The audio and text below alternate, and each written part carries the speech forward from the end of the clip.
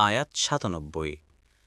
من عمل صالحا من ذكر أو أنثى وهو مؤمن فلنحيينه حياة طيبة ولنجزينهم أجرهم بأحسن ما كانوا يعملون।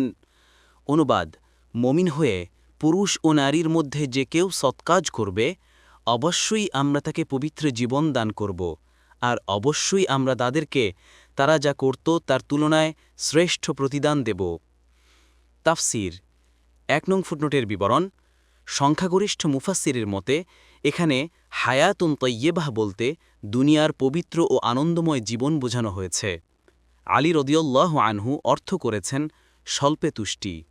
দহ্হাক বলেন হালাল রিজিক ও দুনিয়াতে ইবাদত করার তাওফিক। কোনো মুফাসসিরের মতে এর অর্থ আখিরাতের জীবন।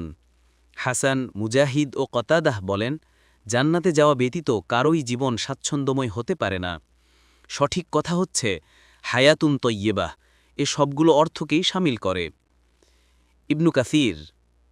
প্রথমোক্ত তফসির অনুযায়ীও এরূপ অর্থ নয় যে সে কখনো অনাহার উপবাস ও অসুস্থতার সম্মুখীন হবে না, বরং অর্থ হচ্ছে মুমিন ব্যক্তি কোনো সময় আর্থিক অভাবনটন কিংবা অসুস্থতায় পতিত হলেও দুটি বিষয় তাকে উদ্বিগ্ন হতে দেয় না।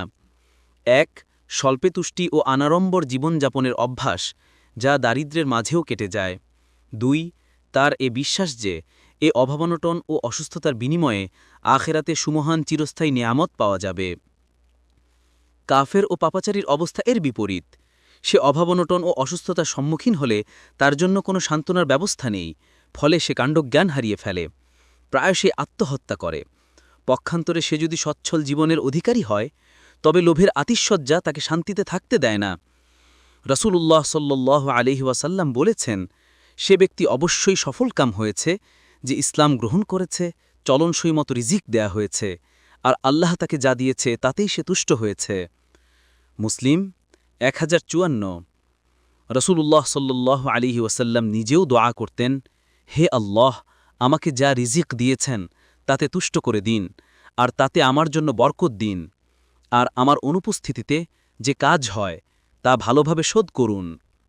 মুস্তাদরাকে হাকিম ২/৩৫৬